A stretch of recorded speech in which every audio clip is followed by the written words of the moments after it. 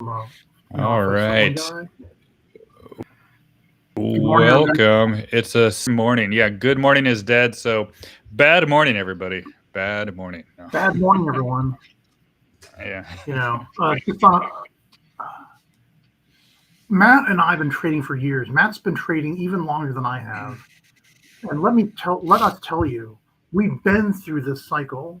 We've been through this point where like things look like they're just really starting to take off, and then you get this huge, massive correction down, seemingly out of nowhere. Yeah. And the hardest thing to do is to not capitulate. But let me tell you, the worst thing you can do right now is capitulate because exactly what Matt said this morning. Go ahead, Matt. Yeah, like we were talking before we hit the live button, and we were just saying that your feelings are not really rational because we all have in the back of our mind, like, oh, what if I lose everything? What if, what if, what if, what if? I mean, there's a million what ifs in the world. And I think if you focus on the what ifs, you're going to miss out on the true opportunity. And the true opportunity always presents itself when there's the most fear, right? It's just the objective truth. You can just look at the history, look at August 5th. There was max fear, and it was a by the open kind of a day, right? So I think, well, now things are kind of rallying before the open, so I don't really like that. But I would prefer things to continue their capitulation down, and then just like August 5th, and then open up really bloody to go higher. But we'll see. We'll see how it plays out because it is kind of bouncing a little bit right now pre-market. So it's not what I like to see, especially Tesla is like back above 420 now. So, I mean, I think we'll see. Like I prefer a really bloody open, and then buy the open. But now that we're rallying, I can't really feel that right now. Maybe we'll open red and then go a little bit deeper, capitulate, and then bounce. We'll see. But usually, ignore your feelings. Just be objective about everything, and I think it'll be okay. Yeah, just like DNW says, I ain't afraid no ghost. Just Yeah. hang in there. Matt, why don't you do the regular indices, Yeah. and then when it's my turn, I'm gonna do something just a little bit different this morning. But I'll show you what that is when we get there. Yeah. So let's look at the 4-hour IWM here, and look at this 4-hour candle. It just started to rally just now, up $1.3, which I don't like. But this 219 could be a resistance now, guys. And my focus is really the daily chart here.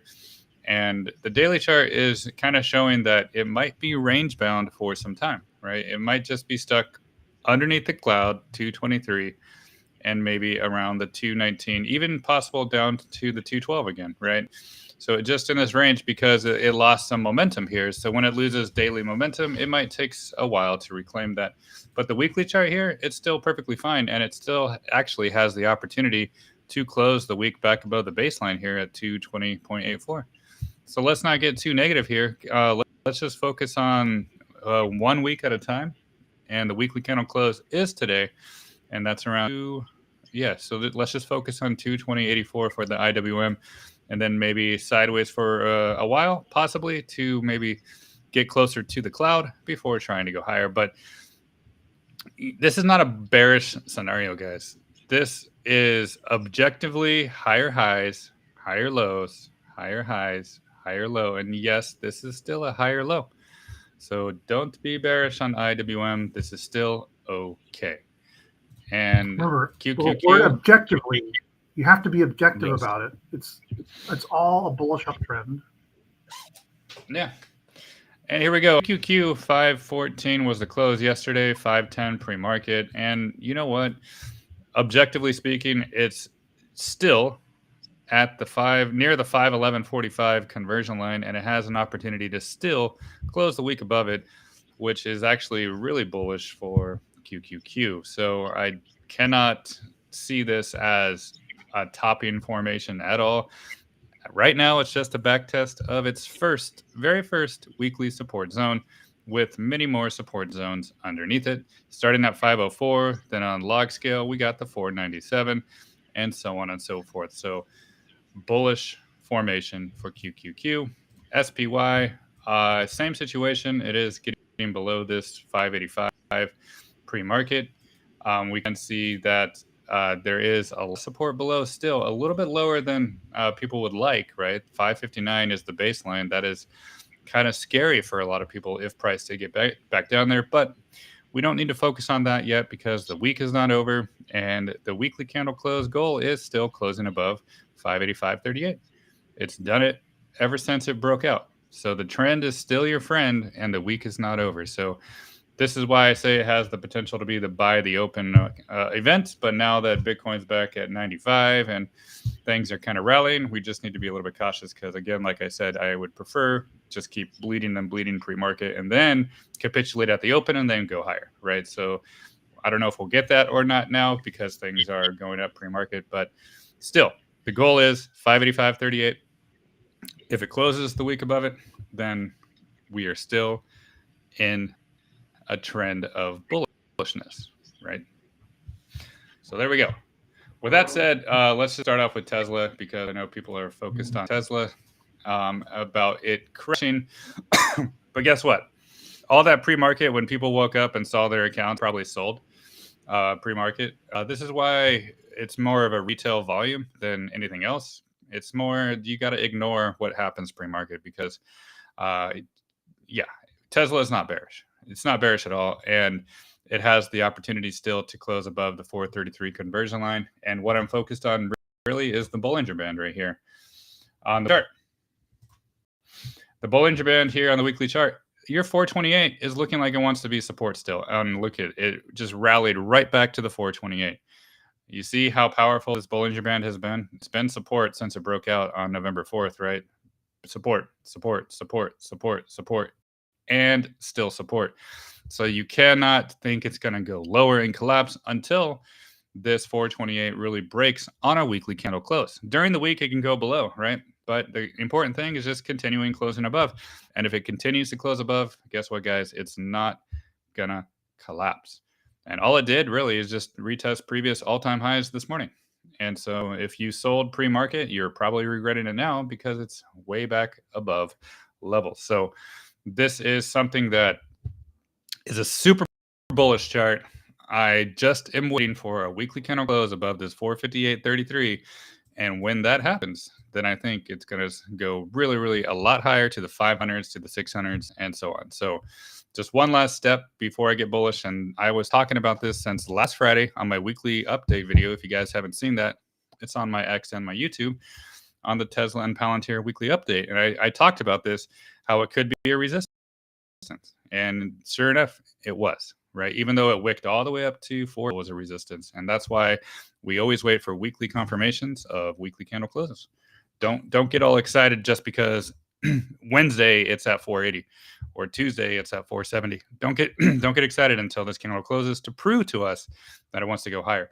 And right now it's proving to us that it doesn't want to go lower because it's still holding this Bollinger Band. So that's what my focus is for Tesla today.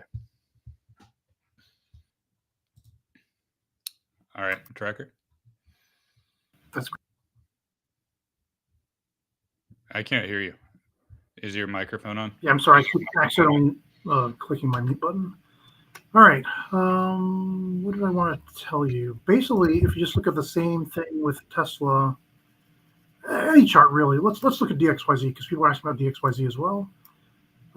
Let's look at it on this daily chart here.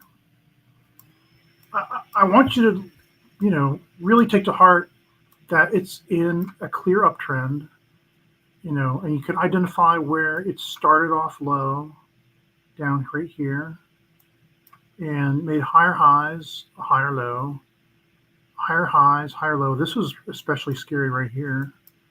This one day where it struck up $73 and then came all the way back down to $51. That was just like December 9th. And then it made a new higher high, and we still have a higher low than December 9th. So I guess what I wanted to do differently today was just get you used to identifying, Matt's got these great videos, these great Telegram videos where he talks about learning to see market structure and identify when market structure is continuing versus a break of structure. I almost wish you could do a little bit of that again because you're so good at it.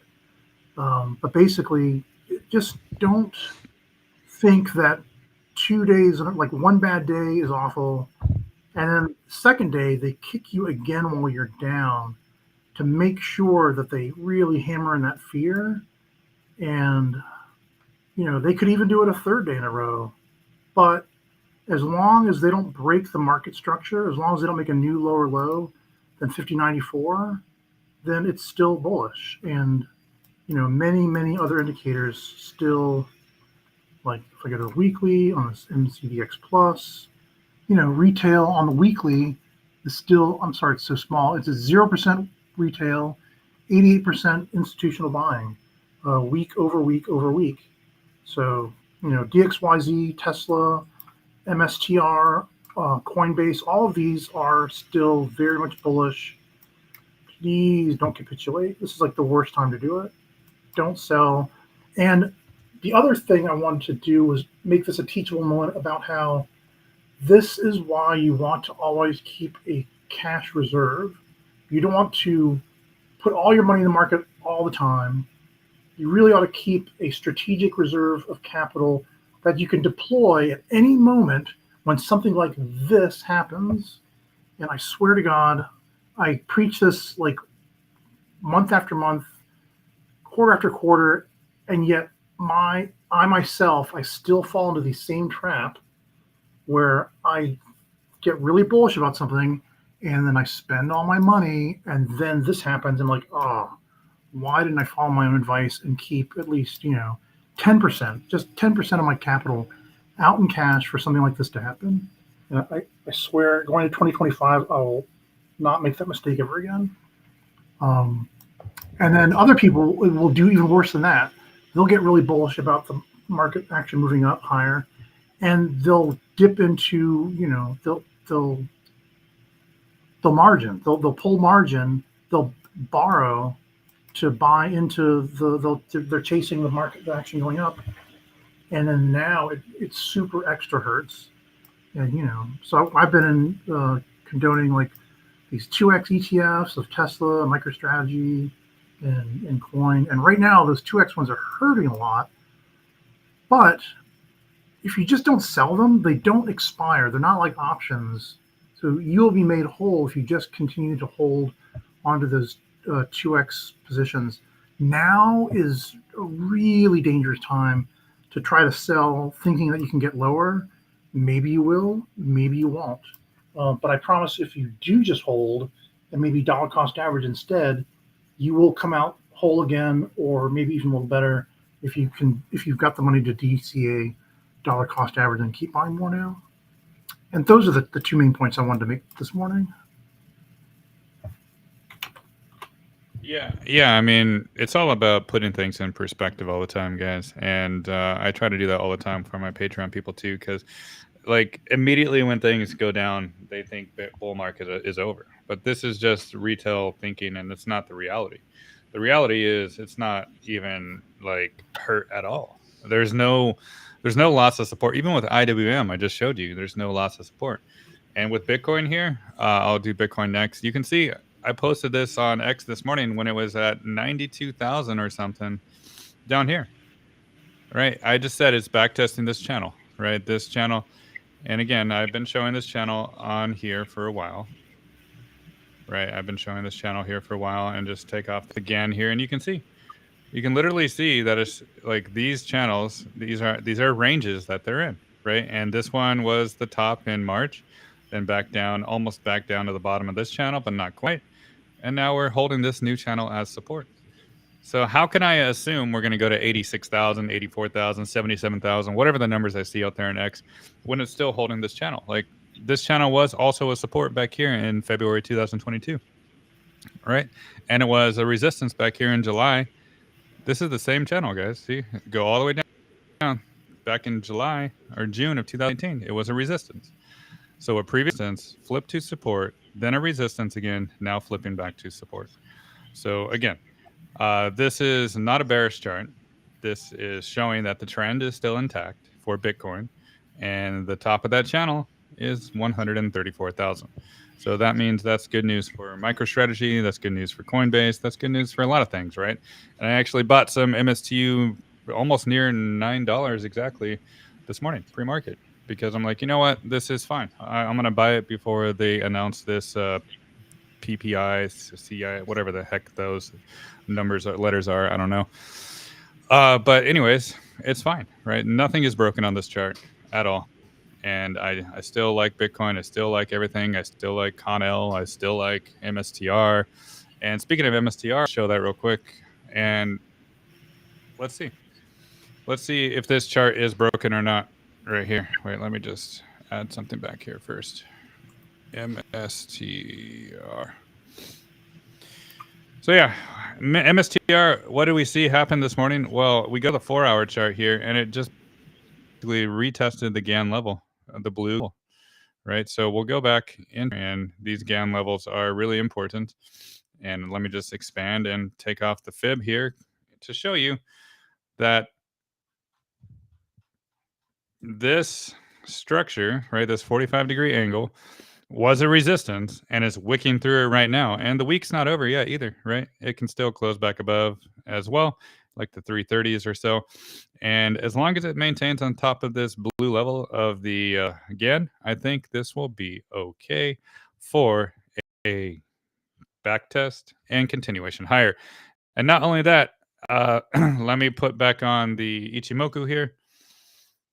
And the baseline right here is 322.70. So what do you know? It was wicking through that this morning pretty deeply, and it has the potential to close the week above the baseline. It's not bearish, right? That is not bearish. Even though if it does close below this 339, it's still maintaining momentum, right? Use these conversion line and the baseline as like momentum indicators. And yeah, it lost the short-term momentum of the conversion line, but it's still holding the baseline. So nothing is really damaged yet. So let's focus on this 322.70 at a minimum today. And let's see if we can actually get back above the 339.67 today too. Close back above that and the 45, which would be a very bullish situation for MicroStrategy. So with that said, Tracker. Yeah, let's see. So you can go and show my screen, even though I'm just kind of looking at Tesla here. The hour, let's put the 4-hour chart up here. I'm getting a lot of requests. A lot of you guys are my subscribers as well. And I just want to let you know I am going to update all the charts on my spreadsheet eventually. But while price action is still going lower and lower, it's a kind of a waste of my time, because every time it makes a new lower low in the short term, it just means I have to adjust everything again.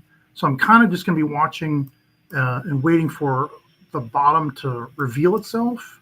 And once I feel pretty confident that we're there, then I'll just go through and start updating all the charts, in order of importance of how much I've been touting it, how much I think you guys are holding of it, and then just, then I'll just literally poll you. I'll ask you, like, tell me what the ones are your biggest positions are in. So I just want to send that up to you guys. So Tesla's looks like, gosh, did it really? It touched 410.61 this morning, right? 410.61 was the pre-market low. And, if it goes sideways into this Ichimoku cloud on the 4-hour chart, then it should start creeping up. But you might even keep a little space. Sometimes, I wonder if that's what the Super Ichi is about. I haven't really looked at it, but sometimes it feels like there's a little bit of a cloud buffer, like a cloud outside the cloud, that price will follow either over or under it while it's trending. My worst case scenario for Tesla, if you just want to hear the worst case scenario, is if it comes all the way back to this 4-hour moving average 75. If it comes really fast, it could touch the monthly R1 at 392.53. But, better case scenario, it's kind of done. Maybe it tries to scare us out again by screaming down lower. As soon as you see a double bottom, that's probably a pretty good. That's one way I look for. There's what do you call it? Cat calls them the tweezer bottoms, right? This was almost a tweezer bottom, but there was a little bit of a disparity between the prices. And we've got a single bottom here. I don't know. We'll just have to see. This is where I would watch Tesla. $434.91 is today's daily pivot. So if it's still stuck under there, then maybe it'll push back and test the supports again. But if we can get over it and then turn into support, then we can start testing resistances again. And then the monthly R2 sits here at 439.63. Let's see, how far back do I want to go? Just looking at the visible range volume profile, the most shares traded were right here at this price of 424.42. I guess it's just, I don't know, because they're trying to get over 420.69, and then they try to hold it at support. Yeah, that's all I want to say about Tesla. It's still higher high, higher low, and I'm still looking for it. It doesn't seem as probable. It looks like we got the Satan really instead of the Santa rally, and maybe it will have to go. I don't know. Maybe the rally will be a little late this year, or into early next year instead of at the end of this year. Well, it's already back to 4:30. Let's see where it closes the week today. Yeah. So don't let me be so dour, but here's the end of the year. So we've got this much time for it to reach this 516.45 that I've been talking about for the last 3 days previous to the last 2 days of awfulness. All right, Matt, back to you. I'll look through the requests here. Yeah. Let's see.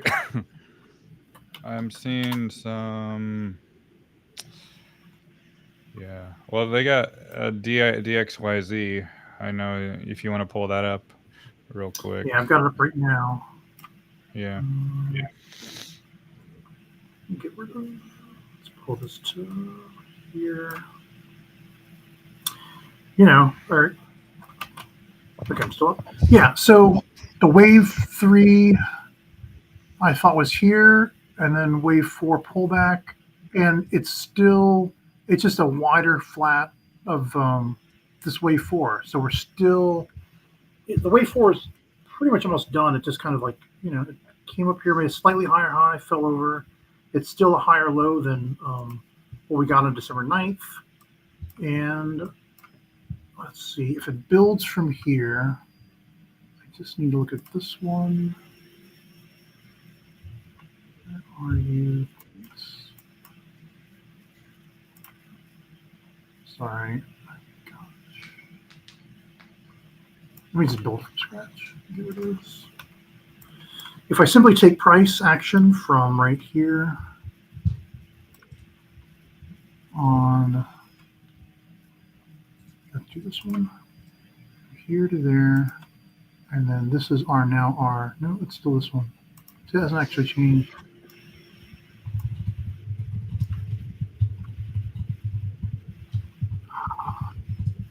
Sorry, guys.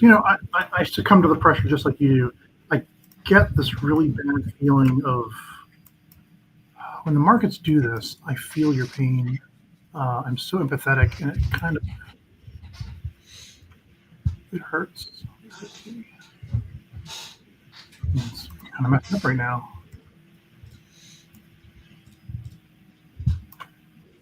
All right, 764, 123.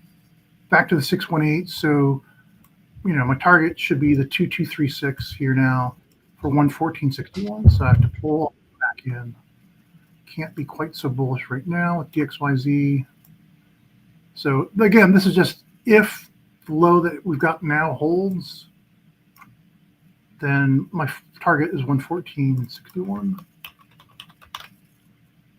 But you don't really care about that as much right now. I mean, you want it to go up. Mostly you just don't want to do that, right? Unfortunately.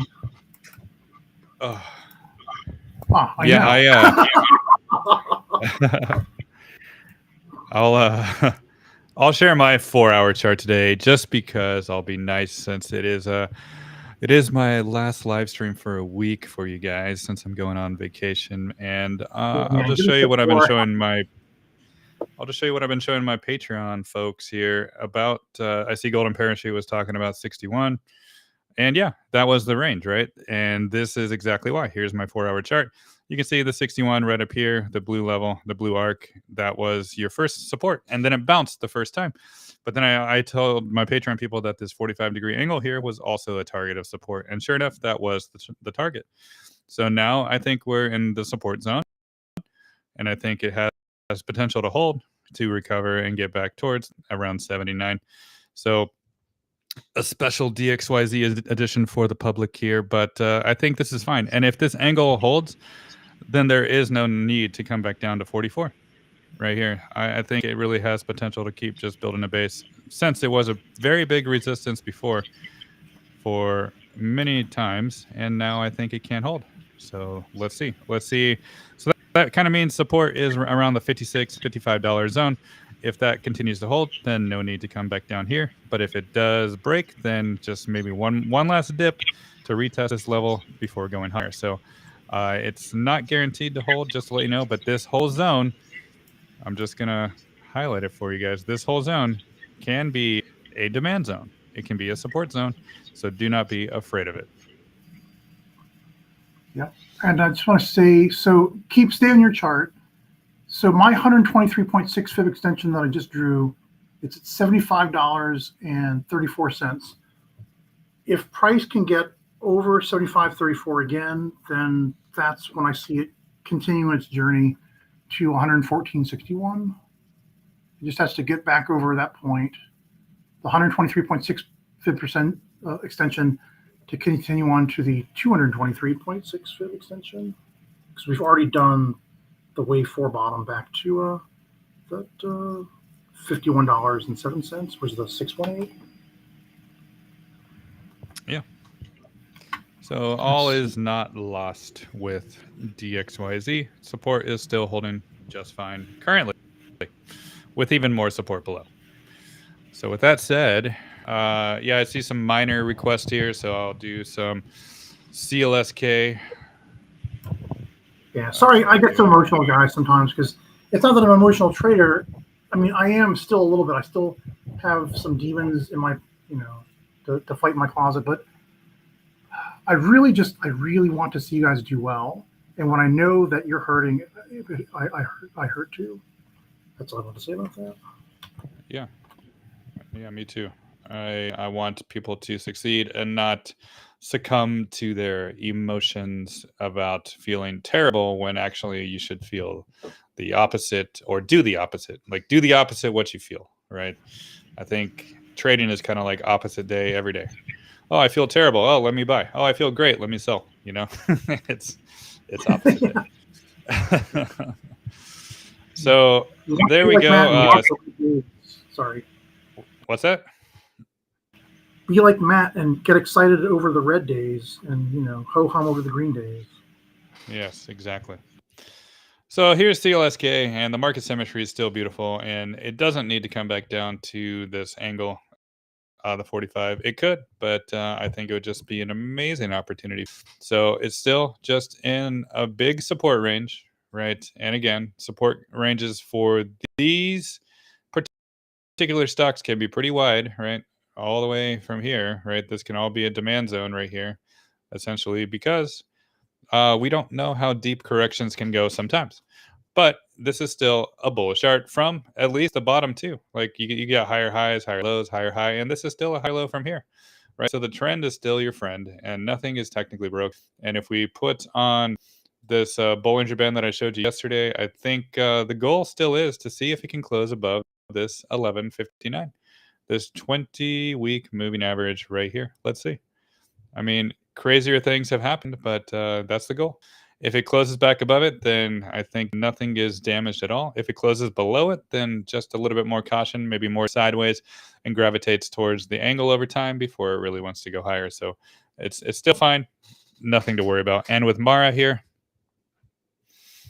we can see that MARA is backtesting the bottom of the cloud and pretty close to that 618 1955 fib there. So the goal actually is just stay in the cloud. So let's see, 2063, just close above that today. And I think this can have a chance to continue higher. right? But best case scenario would be closing back above the cloud here and the 21s or 22s. So if that happens, super bullish.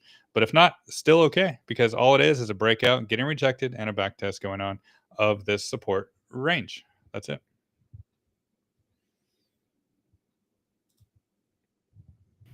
And you tracking? Sure. Come on back. I'm showing. I'm doing Archer here. I wanted to just do a clean chart and just making some comparisons. 200. Yeah, let's go back to this one. I think this is in this larger chart, like on a weekly chart time frame, where I start the wave start here and go 1, 2. Then what it was doing it couldn't quite get the 764, so it kind of stayed and ended up staying around the 618 back to the 236. So 618, 236 leads to 1236, and back to 764. I mean, I know some guys don't want to hear about how bullish it's going to be in the future, but if it would go to $380 a share for Archer. I do want to note, if you didn't hear, we don't really follow fundamentals that much, but they did do a capital offering. They did like a share offering yesterday, they announced, but it just got lost in all the rest of the sea of red that was happening. So, in a way, they couldn't have picked a better time to announce that they were diluting the shares, because nobody cared. Everything else was red anyway. But that being said, yeah, I think if this can hold here, the 382, then 123.6 is next, 251.70 for Archer. This is kind of like basically built a larger degree chart off of this. It looks really, really bullish, really good. That's all there is to say about that right now. I don't see it going. Could it go a little bit lower? Yeah, but it doesn't have to. Now, this 382 looks like it's holding. It's exactly where the price is right now, at $142.30, which is right around this 38.2%.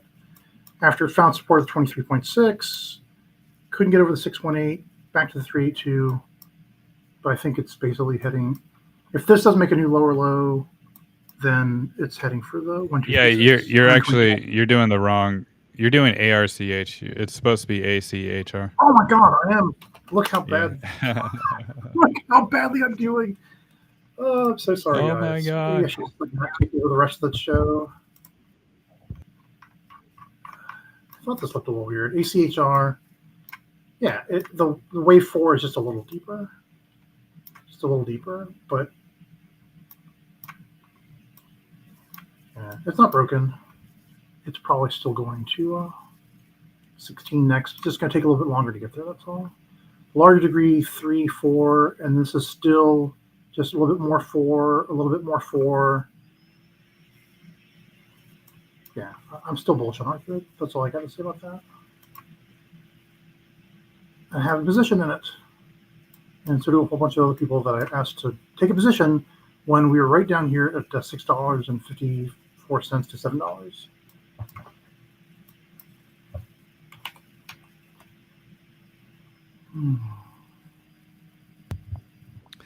All right, Matt, what else? Yeah, I'm gonna do. I'll show my SoFi 4-hour too. That is usually just reserved for my Patreon people on tier 5. But here it is. All right, there's support. Same as DXYZ. Really, you got the 45-degree angle down there. You got the 45-degree angle down there as more support. Right there. So this is the support zone right here from 1430 down to 1360. And you know what else is down at 1360, don't you? You guys should know. It is the Fibonacci, the 1369, 618 Fibonacci. So there's a lot of confluence right here at that. But it's not a guarantee to get there, right? Because it could just maybe go sideways like this and then touch the 45 over here. It's not a guarantee to go down there right away. So that's why this is the first support zone, and this whole thing is support. So from basically what price was at pre-market down to the 1360s is really good support. So, but you can see it was a clear rejection right up here with this level right? And I had this drawn before it even hit there, and I was like, yep, that's resistance. And sure enough, it did get rejected right there, and so now it's at support and even more support right here. So I do like this zone for SoFi, and I can see it maybe just consolidating down here for a little bit before it wants to trend higher. And okay, I see an MU request. Yes, I think you requested that yesterday. So I'll do this before I leave. And MU, it's basically at the bottom of the weekly Bollinger Band right there. So that could be support. And if I take that off, you can see confluence of the fib, the 786. And this is the 786 fib from the 2022 high of January right there. So this is still not a lower low, right, from back here. It's still holding support. So it has potential to keep going down lower to retest the support. But I think this 84.60 zone has potential to hold. And even below that, if it does want to wick a little bit lower, like next week or so, it has the arc down there too for a breakout and a back test of that arc around the 82. So I think it's really close to support right now and has potential to hold. But being below the cloud, being below a lot of important levels, I think it could take a while to recover. So even if it does hold the support, not sure if it's going to explode back up right away since it got rejected with this bearish engulfing candle. So with that said, Tracker, you can do one more before I got to go. All right. Let me just try to do one more thing, show one more thing about Archer here, the right Archer, which is on the 4-hour candlestick. This moving average 75 held up really well. And then if you look at the pivot points below, well, there's a buy order block, right? Everyone wants to buy from 787 down to 730. The monthly center pivot is $7.50. And I can't believe they're having a vote. They want to double the number of available. They want to liquidate this thing by half. That is nuts. I'd say maybe if you still have a profit from 650 to 7, you could just hang it. You could take that profit and just wait and see what happens. That is a big dilution, but if you can just hold on, see if this monthly pivot holds at $7.50. Otherwise, the weekly pivot, it's holding that $7.93. And if it can get above the daily pivot at $8.70 today, then we can start looking for some resistance testing instead of more support testing. I do want to show TIGR. This is another one that I got in because of a cat told me this would be a good place to get in, and he was right. And I'm still way up on my TIGR, even though it's kind of making this. It's just in a triangle, right? Here, to here, to here, to here. So just hang out. If this triangle goes flat, if it gets back to 651, maybe that might be a place to think about getting out, because you don't want to follow the triangle like that, because then it'll just keep going, making lower lows until it finally capitulates the bearish side and starts to go up bullishly. So as long as this trend stays in the bullish direction, stay in it, and I think it's going to keep going higher. And ultimately, it really hasn't broken my pattern. A, B, the high C for this, well, let's just say 1425 at minimum is where TIGR should be heading, possibly as high as $26.47. So I think this one's definitely, the risk is worth the reward. Oh wait, sorry, the other way around. The reward is worth the risk. And that's all I got for now. All right, with that said, yeah. Sorry, AMD looks awful too. Just trying to squeeze one more. But it's just a wider extended flat of the wave 2. Even it's a slightly lower low now than we had before. Yeah, all that lower low really means to me is that it's just going to take more time. That's all. Yeah, it'll take more time, and it could conceivably go even higher. Yeah. All right, that's it. It's fine. We gotta let Matt go. Yeah, guys, I'll see you guys after the Christmas break for those who celebrate. And yeah, be back maybe the 30th, I believe, is the next Monday. I believe. Yeah. And just a reminder, next week, Christmas is Wednesday. There's no trading on Wednesday.